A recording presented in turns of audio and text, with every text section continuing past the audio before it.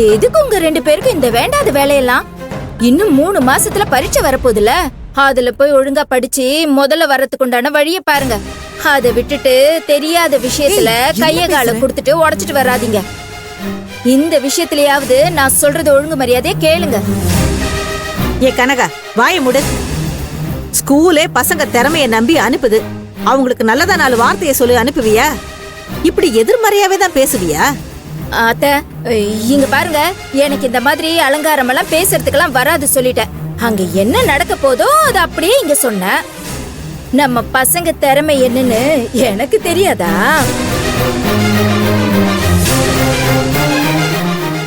அத்த, இங்க பாருங்க, நம்மளால என்ன முடியுமோ அத மட்டும் தான் பண்ணணும். ஏ பசங்களா, போங்க போங்க. எடுத்து வச்ச துணியெல்லாம் போய் உள்ள எடுத்து வச்சுட்டு ஒழுங்கா ரோட்ல போய் பசங்க கூட கண்ணாம்பூச்சி விளையாடுங்க.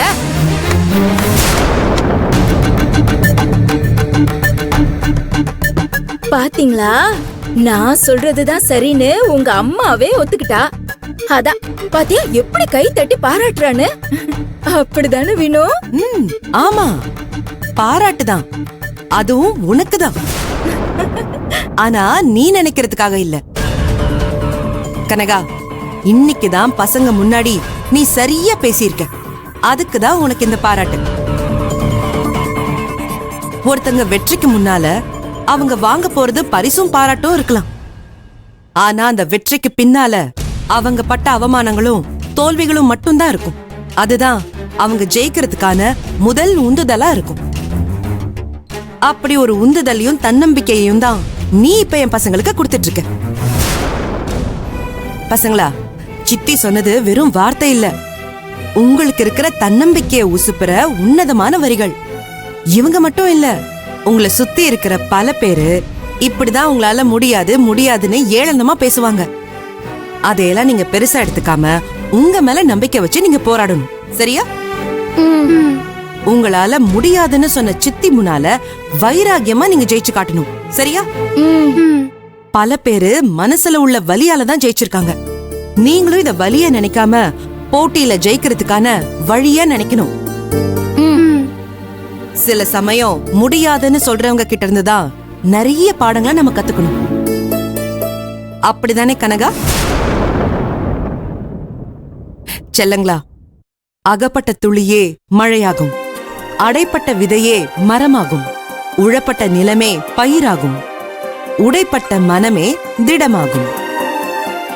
அதனால துயரங்கள் துரத்தும், ஆனா துவண்டக்கூடாது. கவலைங்க நெரிக்கும், ஆனா கலங்கிடக்கூடாது. தோல்விகளை வேள்வியாக்கி தடை அதை உடை என தடம் பதித்து சிகரம் தொடணும். சரியா? என்ன வினோ, கேலண்டர்ல போடுற வசனம் எல்லாம் அப்படியே ஒன்னா ஒப்பிச்சுக்கிட்டு இருக்க? இங்க பாரு, சின்னதா ஆசைப்படலாம், ஆனா உன் பசங்க இருக்காங்களே பெருசாலாம் ஆசைப்படுறாங்க. ஆசைப்படுறதுன்னு ஆயிடுச்சு, பெருசாவே இருக்கட்டுமே. அதுக்கான திறமையெல்லாம் என் பசங்க கிட்ட நிறையவே இருக்கு. சின்ன பறவை பறக்கிறத பார்த்துதான் விமானமே கண்டுபிடிச்சாங்களாம். எவ்வளவு பெரிய சாதனையா இருந்தாலும் சின்ன சின்ன யோசனையில இருந்துதான் உருவாகும். என் பசங்களும் நிச்சயமா ஜெயிப்பாங்க கனகா. அப்படி சொல்லு வினோ. அப்பவாச்சும் அவ புத்திக்கு நல்லா உரைக்கட்டும். எல்லாம் ஒண்ணு போட்டுக்கிட்டாங்க, நம்ம ரூட்டை மாத்த வேண்டியதுதான். சரி, ஜெயிச்சா எனக்கும் பெருமைதான். அது சரி, ஏன் வேணும் 5 நாள், அதுவும் வெளியில? நீ பசங்க 2 பேரையும் தனியா போய் பாத்துப்பியா? அண்ணி, அதான் நானும் கேட்கணும்னு நினைச்சேன். நான் வேணா லீவ் கேட்டு உங்க கூட ஹெல்ப்புக்கு வரட்டுமா? நீ ஏற்கனவே நோட்டீஸ் பீரியட்ல இருக்க, அதுலயும் லீவ் போட்டா சரியா இருக்காது. நீ இரு, நானே பாத்துக்கிறேன். சரி, அவ வேலைக்கு போட்டோம். நான் வேலை வெட்டி இல்லாம சும்மா தானே இருக்கேன். நானும் வரேன். என்னது, நீங்களா? ஐயோ, உங்களுக்கு ஒத்தாசையா இருக்கிறதுக்கே யாராவது கூட மாட இருக்கணும். அதுல நீங்க இவங்களுக்கு ஒத்தாசையா இருக்க போறீங்களா? அதுவும் இல்லாம நீங்களும் போயிட்டீங்கன்னா பாருங்க, வயசு பொண்ணு வீட்டுல எப்படி எத்த தனியா இருப்பா? அதுவும் சரிதான். நீ கூட சரியாதான் பேசுற. அப்போ யார் தான் போறது? எதுக்கு இதுக்கெல்லாம் போய் இப்படி யோசிக்கிறீங்க? அதான் திவ்யாவோட அப்பாவும் கூட வராருல்ல, நான் பாத்துக்கிறேன். என்னது, அவரும் வராரா? அப்ப நம்ம கூட போய்தான் ஆகணும். ஏத்த, நான் வீட்டுல சும்மா தானே இருக்கேன். நான் வேணா இவங்க கூட போயிட்டு வந்துட்டுமா? நீயா? அவ்வளவு நல்ல எண்ணம் உனக்கு ஏதுடி? போனாதானே இந்த பசங்களை ஜெயிக்க விடாம பண்ண முடியும். உன் மருமக அடிக்கிற கொட்டத்தையும் நோட்டம் விட முடியும். அதுவும் இல்லாம தீம் பார்க்கையும் சுத்தி பார்க்க முடியும். ஒரே கல்லுல 3 மாங்காய்.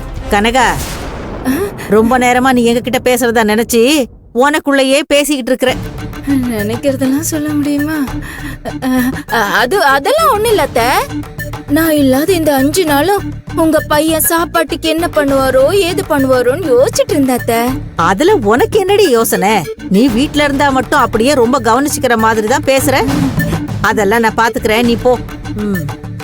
கூட போறது சரி, ஆனா இவங்களுக்கு நீ தொல்லையா மட்டும் இருந்துராத. சரி சரி விடுங்க, நான் போய் என் துணிமணியெல்லாம் எடுத்து வச்சுட்டு வரேன். ஏன் வினோ, இவ கூட வர்றது சரியா வருமா? இவ்ளோ பெரிய தொலைய கூடவே கூட்டிட்டு போகணுமா? இருக்கட்டும் அத்தை, தீட்ட தீட்டதான் வைரம் ஜொலிக்கும். அப்போ பசங்களா, இந்த போட்டியில ஜெயிச்சு நீங்க கப்பு வாங்குனீங்கன்னா நீங்க ஸ்கூல் படிக்கிற வரைக்கும் ஃபீஸே இல்லைன்னு உங்க அம்மா சொன்னா. அதனால ஸ்கூல் கௌரவத்துக்காகவும் உங்க அம்மாவோட சுமைய குறைக்கிறதுக்காகவும் நீங்க கண்டிப்பா ஜெயிக்கணும், சரியா? பாட்டி, எங்க அம்மாவுக்கு நாங்க என்னைக்குமே பாரமா இருக்க மாட்டோம். கண்டிப்பா ஜெயிப்போம். எப்போ உங்க சுயநலத்துக்காக இல்லாம அம்மாக்காக ஜெயிப்போன்னு சொல்றீங்களோ அப்பவே நீங்க ஜெயிச்சிட்டீங்க.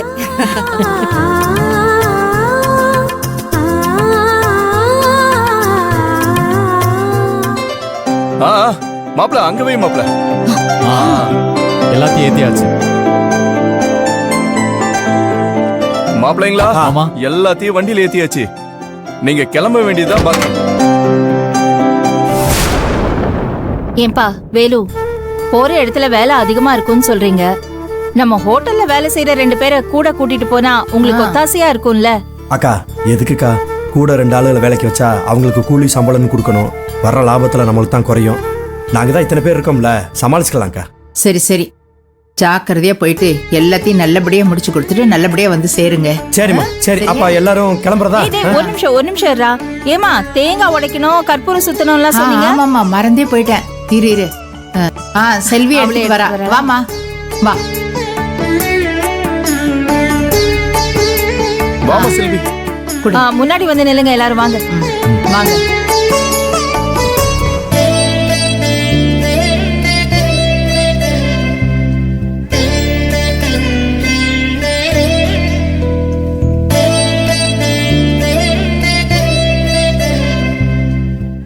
மதி, கௌதம், முறையா ஒரு பெரிய போட்டியில கலந்துக்க போறீங்க. அதுல நீங்க கண்டிப்பா ஜெயிக்கணும். போற இடத்துல உங்களுக்கு எந்த பிரச்சனையும் வராம உங்க அப்பா உங்களுக்கு துணையா இருக்கணும்.